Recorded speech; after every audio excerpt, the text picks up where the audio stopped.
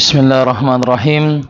Assalamualaikum warahmatullahi wabarakatuh.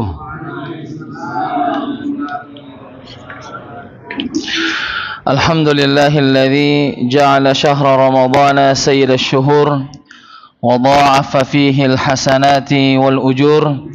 Arsalan nabiyya sallallahu alaihi wasallam bil huda wan nur wa ala alihi wa ashabihi wa man tabi'ahum bi ihsanin ila yaumin nusyur, amma ba'd. Hadirin dan hadirat, bapak-bapak dan ibu-ibu kaum muslimin yang sama-sama berbahagia. Alhamdulillah, di malam hari yang berbahagia ini, pada malam Rabu tanggal 5 dari bulan suci Ramadan tahun 1446 Hijriah, dengan izin Allah subhanahu wa ta'ala dan taufiknya, kita bisa hadir untuk sama-sama melanjutkan kegiatan kita dalam program cerdas ceramah Ramadan berseri dalam tema Asmaul Husna, menyelami makna nama-nama Allah subhanahu wa ta'ala yang maha indah. Jamaah sekalian yang sama-sama berbahagia, sebelum kita memasuki pembahasan kita pada malam hari ini, maka kami mengingatkan kepada para jamaah sekalian untuk senantiasa terus melanjutkan ibadah-ibadah, amal-amal solehnya kepada Allah subhanahu wa ta'ala di bulan suci Ramadan ini. Mari memperbaiki ibadah kita, amal-amal soleh kita, puasa kita, salat tarawih kita, tilawah Al-Quran kita, sedekah kita, dan amalan soleh yang lainnya kita terus tingkatkan. Kita tidak berjalan di tempat, tetapi terus untuk mencoba berkembang dan berkembang. Sebagaimana kata Imam Ahmad rahimahullah, bahwasanya orang yang beruntung di muka bumi ini adalah orang yang lebih baik daripada hari-hari sebelumnya. Orang yang beruntung di muka bumi ini adalah orang yang lebih baik daripada hari sebelumnya. Jadi kita melihat apa yang sudah kita kerjakan di 5 Ramadan ini, dan kita tidak berhenti di situ, tetapi kita terus meningkatkan kualitas ibadah kita kepada Allah subhanahu wa ta'ala. Dalam kita beribadah puasa, kita berusaha untuk mempuasakan seluruh tubuh kita untuk tidak melakukan dosa. Ketika kita salat tarawih, kita berusaha untuk khusyuk dalam salat tarawih, bukan mengantuk dan menguap. Ya, nauzubillah. Jangan sampai kita sebagai jamaah dalam tarawih lebih banyak dominasi menguap dan mengantuk, kemudian disalahkan oleh Pak Imam. Pak Imam begini bacaannya tidak terlalu anu. Bukan Pak Imam yang bermasalah, kita yang bermasalah. Iya. Jangan lempar ya batu sembunyi tangan, ya. Jangan cari kambing guling, apalagi kambing kebuli. Ya. Jadi tidak usah disalahkan orang. Ya. Kenapa saya mengantuk ini? Ya, kita sendiri yang bermasalah. Bukan masalah AC terlalu dingin misalnya, ataukah imam kecil suaranya. Bukan itu. Mental menyalahkan diri sendiri, tidak usah cari orang lain. Sudah kita yang bermasalah. Ya, mungkin kita tadi terlalu capek cari dunia, tidak ada waktu istirahat, tidur siang. Ya. Jadi salah satu faktor juga kenapa kita mengantuk, mungkin karena kita tidak istirahat siangnya. Ya. Ada waktu mencari nafkah, tapi ada waktu istirahat. Karena kita mau segar ketika salat tarawih. Rugi kita tarawih tapi tidak segar. Yang ada hanya mengantuk dan menguap. 2M, mengantuk dan menguap. Ya. Sampai lalat itu berapa kali masuk. Ya. Begitupun juga kalau kita mengaji. Ketika kita mengaji, maka kita usahakan khusyuk dalam mengaji, baca terjemahannya dengan baik, pelan-pelan. Apa yang Allah inginkan dalam ayat ini, apa yang Allah pesankan dalam ayat ini, ya kita membacanya dengan pelan, membacanya dengan khusyuk. Karena sekali lagi, orang yang beruntung adalah orang yang lebih baik daripada hari sebelumnya. Jamaah sekalian, mau beruntung atau mau rugi? Mau beruntung. Maka insya Allah usahakan lebih baik daripada hari-hari sebelumnya. Baik jamaah sekalian yang sama-sama berbahagia, pada pertemuan kita yang terakhir telah kita sebutkan Asmaul Husna, dua nama Allah Subhanahu wa taala yang mulia, yaitu Ar-Rabb dan Ar-Rahman. Ar-Rabb ini disebutkan oleh Allah Subhanahu wa taala berapa kali? Ya, 151. Ya, 151 kali. Dan Ar-Rabb bermakna al-khalqu wal mulku wat tadbir. Rabb itu artinya menciptakan, menguasai dan mengatur. Itu makna Rabb. Jadi Rabb itu tidak keluar dari tiga makna ini. Dan Rabb juga bermakna tarbiyah atau memelihara. Ya. Kalau kita meyakini Allah Subhanahu wa taala sebagai yang memelihara kita, maka kita tidak mencari orang untuk menjaga kita. Ketika kita keluar rumah, maka yakini Ar-Rabb, kita punya Rabb yang memelihara kita. Segala perjalanan kita yang jauh, berjam-jam, bahkan perjalanan safar berhari-hari, kita punya Ar-Rabb, Tuhan yang memelihara kita, maka tidak perlu memakai apapun untuk melindungi kita, apalagi kalau mengandung kesyirikan, ya, seperti jimat, ya, ada kalung-kalung yang kita yakini bisa menghindari mudarat, maka ini tentunya keyakinan yang salah. Rabbighfir warham wa anta khairur rahimin. Rabbighfir, ya Allah, ampunilah aku, warham, dan sayangilah aku, rahmatilah aku. Wa anta khairur rahimin, karena engkau sebaik-baik penyayang, ya, sebaik-baik penyayang. Al-Mu'minun ayat 118. Kemudian makna yang kedua atau nama yang kedua adalah Ar-Rahman. Ar-Rahman ini disebut berapa kali dalam Al-Qur'an? 57, ya, 57 kali. Seperti firman Allah, Bismillahirrahmanirrahim. Dan rahmat artinya, ya, Allah yang memiliki, ya, yang maha pengasih, yang sangat luas, yang mana ini umum. Allah Subhanahu wa taala mengasihi semua makhluknya, baik dia orang beriman maupun dia tidak beriman, ya. Dan ketahuilah Allah itu lebih rahman, lebih mengasihi hambanya ketimbang orang tua kepada anaknya, ya. Allah itu lebih sayang kepada hambanya, lebih sayang kepada orang tua kepada anaknya. Tidak ada orang tua yang menginginkan anaknya sengsara. Senakal itu anak, pasti kita doakan kebaikan, pasti kita menginginkan kebaikan dari anak tersebut. Maka ketahuilah Allah lebih sayang kepada hamba-hambanya, walaupun hamba itu nakal, ya, walaupun hamba itu mungkin banyak melanggar. Qul li ibadiyalladzina asrafu ala anfusihim, katakanlah kepada hambaku yang sudah melewati batas, sudah banyak melakukan dosa. Allah masih memakai kata hambaku. Sampaikan kepada hambaku yang sudah kelewatan. Allah tidak mengatakan sampaikan kepada musuhku misalnya, sampaikan kepada hambaku yang kurang ajar misalnya, tidak. Allah masih memakai kata kulli ibadi, yaitu hambaku. Sampaikan kepada mereka, la taqnatu min rahmatillah. Kamu banyak melakukan dosa, tapi jangan sampai berputus asa dari rahmat Allah Subhanahu wa taala. Innallaha yaghfirudz dzunuba jami'a. Allah Subhanahu wa taala mengampuni dosa jami'an. Artinya jami'an, semuanya, seluruhnya. Allah mengampuni dosa seluruhnya. Jadi ini dua nama Asmaul Husna yang kita sudah pelajari. Yang pertama yang kita sudah pelajari apa namanya? Allah dan Al-Ilah, yang artinya sama-sama diibadahi. Yang ketiga Ar-Rabb, artinya apa? Yang maha memelihara. Yang keempat Ar-Rahman, yang maha pengasih, ya. Yang pertama artinya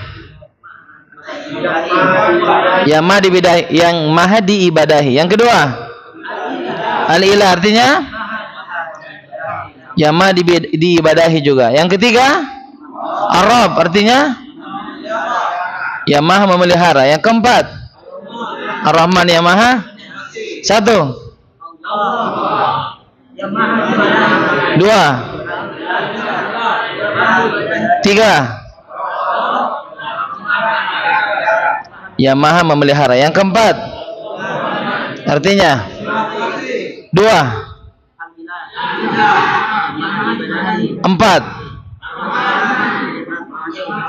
Tiga. Satu. Allah yang maha diibadahi. Ahsantum, barakallahu fiik.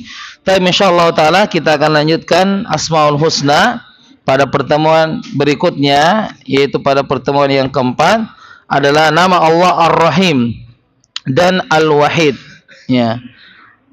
Ar-Rahim dan Al-Wahid. Ya, Ar-Rahim dan Al-Wahid. Ar-Rahim disebutkan di dalam Al-Qur'an 141 kali. 141 kali, ya. Mi'a wahid wa arba'un. 141 kali disebutkan di dalam Al-Qur'an. Dan Ar-Rahim dan Ar-Rahman itu memiliki kesamaan. Ya, Ar-Rahim dan Ar-Rahman itu memiliki kesamaan, yaitu sama-sama dari kata rahmat. Sama-sama dari kata apa? Rahmat. Ya, jadi Ar-Rahman dan Ar-Rahim itu memiliki kesamaan. Apa kesamaannya? Bahwa dua kata ini berasal dari satu kata, yaitu rahmat. Dari kata apa? Rahmat. Dari satu kata, yaitu rahmat. Rahmat artinya kebaikan yang banyak. Al-khairul katsir. Ma mana al-khairul katsir? Kebaikan yang apa? Yang banyak. Ya, kebaikan yang banyak. Al-khairul katsir. Jadi Ar-Rahman dan Ar-Rahim itu memiliki kesamaan bahwa berasal dari kata yang sama, yaitu rahmat. Yang mana rahmat artinya al-khairul katsir, kebaikan yang sangat banyak. Kemudian dari dua kata ini, Ar-Rahman dengan Ar-Rahim itu memiliki perbedaan. Ada memiliki perbedaan. Ada dua perbedaannya, ya, antara Ar-Rahman dan Ar-Rahim. Perbedaan yang pertama, bahwa Ar-Rahman itu berlaku umum. Ar-Rahman itu berlaku umum, adapun Ar-Rahim berlaku khusus. Ya, berlaku khusus. Ar-Rahman itu berlaku umum. Semua makhluk Allah Subhanahu wa taala, Allah berhak memberi, Allah berhak mengasihi. Nama Allah yang Maha Pengasih. Allah kasih semua kepada orang beriman maupun orang kafir. Bahkan orang kafir mendapatkan jatah yang lebih banyak dari segi dunia. Kita lihat orang-orang yang kaya di dunia ini, itu orang muslim atau orang kafir? Orang kafir. Rata-rata yang memegang dunia ini, yang memegang kunci-kunci dunia, kunci harta ini adalah orang kafir. Dan itu nama Allah Ar-Rahman. Allah mengasihi semuanya, mau beriman mau tidak beriman. Adapun Ar-Rahim, maka ini berlaku khusus, yaitu hanya untuk orang-orang beriman saja. Ya, disebutkan dalam surah Al-Ahzab, ini dalilnya. Allah berfirman di surah Al-Ahzab ayat ke-43. Ya, surah Al-Ahzab ayat ke-43, di mana Allah Subhanahu wa taala berfirman, "Wa kana bil mu'minina rahima." Wa kana bil mu'minina rahima. Dan Allah Subhanahu wa taala menyayangi orang-orang beriman saja. Ya, Allah hanya menyayangi orang-orang beriman. Al-Ahzab ayat ke-43. Jadi ini hanyalah khusus bagi orang-orang beriman. Allah sayang. Allah kasih kepada siapa? Semuanya. Tapi sayang, Allah hanya sayang kepada orang-orang beriman saja. Ya. Karena kenapa? Bukan berarti orang yang dikasih itu sayang. Yang mana lebih tinggi derajatnya? Orang yang dikasih atau orang yang disayangi? Orang yang disayangi biasanya sudah dikasih. Tahabu, saling memberikanlah hadiah, engkau akan saling mencintai. Tapi apakah orang yang dikasih sudah mutlak dia disayangi? Tidak juga, belum tentu. Betapa banyak orang dikasih tapi dia tidak kenal, ya, dia tidak ditahu siapa orang, intinya dia kasih, ya. Tetapi kalau Ar-Rahim, maka ini sudah otomatis. Kalau dia sudah sayang, berarti sudah dia dikasih, ya. Maka salah satu tanda cinta seorang suami kepada istrinya adalah sering dikasih. Nggak tahu dikasih apa? Kasih hadiah. Tahadu, tahabu. Kalaulah hadis itu, berikanlah hadiah, engkau akan saling mencintai, berlaku kepada semua manusia, maka kepada keluarga lebih utama, ya, kepada keluarga lebih utama. Bukan penuntut ilmu itu kalau dengan orang lain lembut tapi dengan keluarga kasar. Ini bukan penuntut ilmu, ini penuntut uang, ini penuntut fulus. Masa lidahnya dengan temannya tabe, iye, dari mana ki, ada ki-nya, dengan istrinya dari mana kok?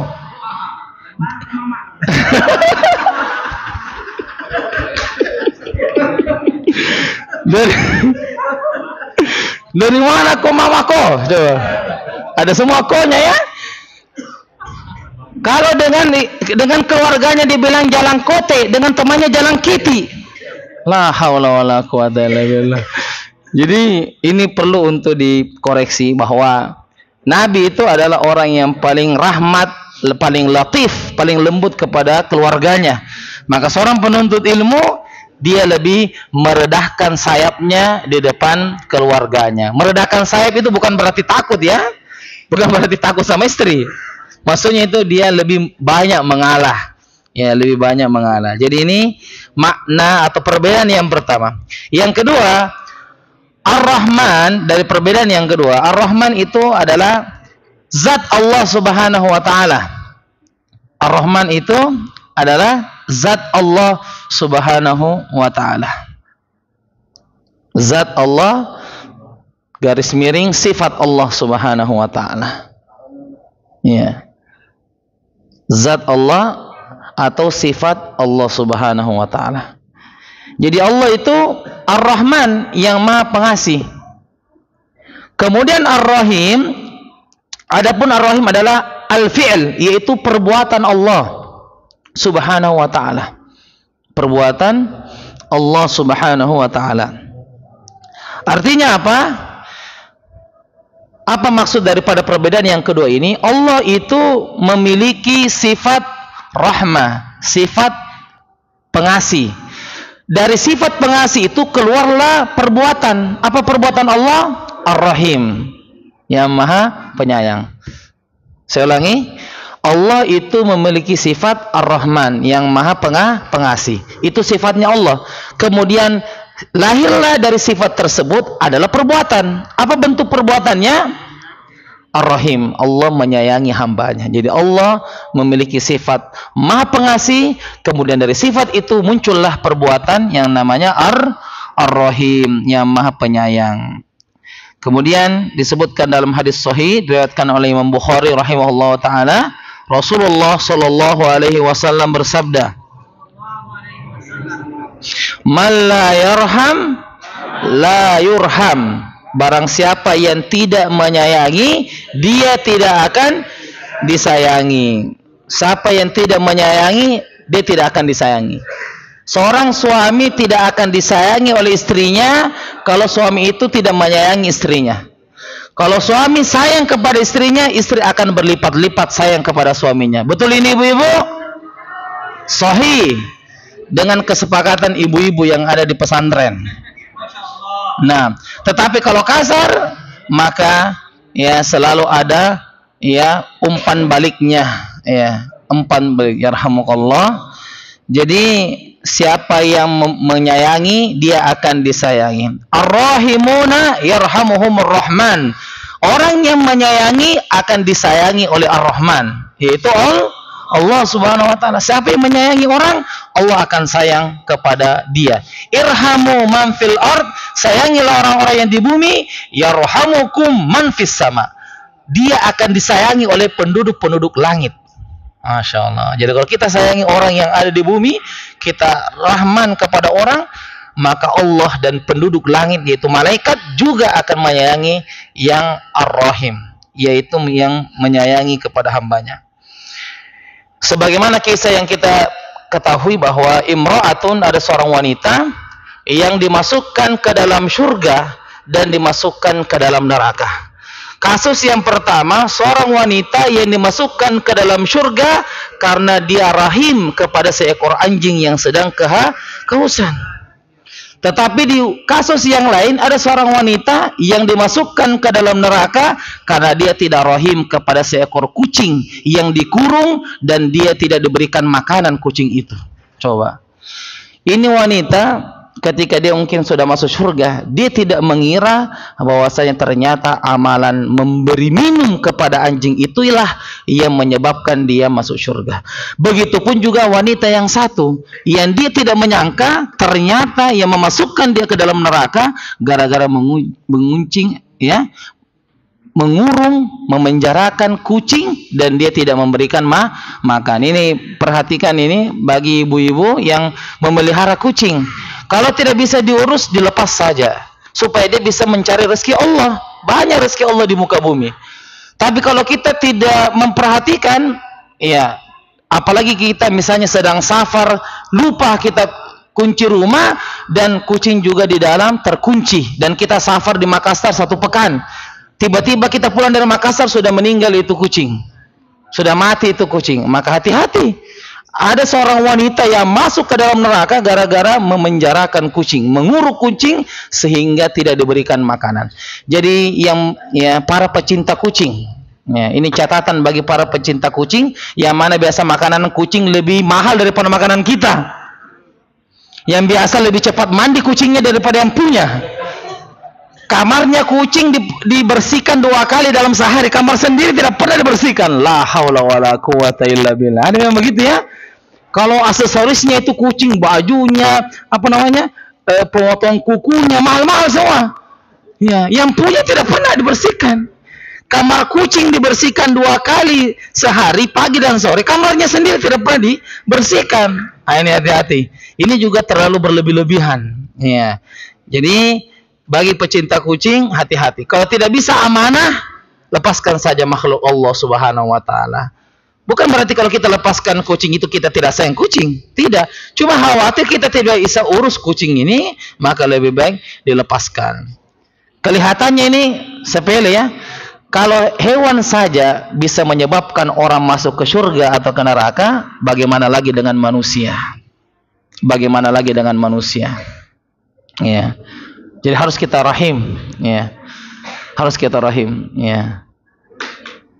Kemarin, ya, ada kesempatan jalan-jalan ke lapas, ya, ke lapas, bersama, ya, duduk dengan saudara-saudara kita di sana, ya, di lapas kita saling berbagi. Kami memberikan pesan kepada penjaga-penjaga lapas, ya, para polisi-polisi yang dermawan. Maka tolong diperlakukan saudara kita ini sebagaimana mestinya, ya. Mereka ini adalah manusia. Jangan sampai, ya, memang betul dia bersalah, tetapi jangan sampai kita perlakukan yang tidak, ya, tidak sepantasnya, tidak manusiawi lagi.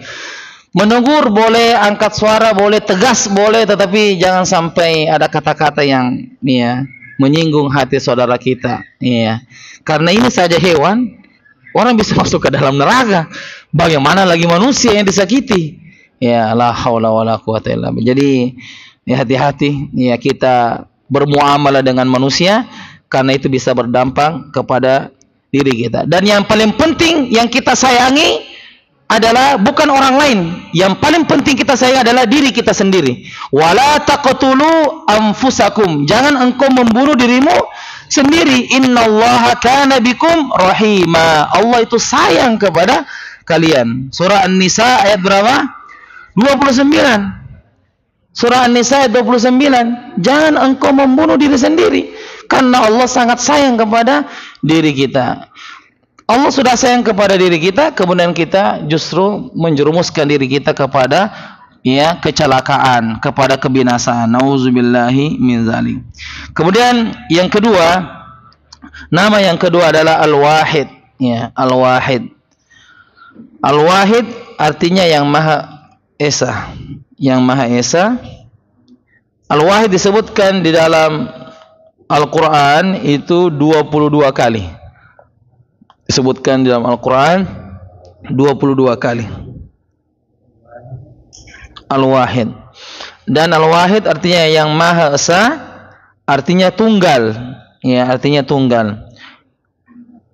Maka makna daripada Al-Wahid ini yang Maha Esa adalah kita meyakini bahwasanya Allah itu tunggal, Allah itu wahid, Allah itu satu, ya. Tidak ada dua, tidak ada tiga, tidak ada empat. Allah itu satu, ya. Tidak ada Tuhan di darat, tidak ada Tuhan di laut, tidak ada Tuhan di langit. Ya, seperti keyakinan sebagian aliran sesat yang mengatakan kami memiliki 3 Tuhan. Ada Tuhan di darat, ada Tuhan di laut, dan ada Tuhan di langit. Tetapi kalau kami punya masalah dan itu mendesak, maka kami hanya minta kepada Tuhan yang di langit saja. Kami minta hanya Tuhan yang di langit. Berarti Allah itu satu saja. Tidak ada itu Tuhan di darat, tidak ada itu Tuhan di laut. Iya. Maka Al-Wahid ini meyakinkan kepada kita bahwa kita hanya meyakini Allah itu satu, la ilaha illallah, tiada Tuhan yang berhak disembah selain Allah Subhanahu wa taala. Saya kira demikian para jamaah sekalian pembahasan kita pada malam hari ini, mudah-mudahan bermanfaat dan kita memurojaah apa yang sudah kita bahas pada pertemuan berikutnya. Mudah-mudahan bermanfaat. Kita tutup dengan doa kafaratul majlis. Subhanakallahumma bihamdik asyhadu an la ilaha illa anta astaghfiruka wa atubu ilaik. Walhamdulillahi rabbil alamin.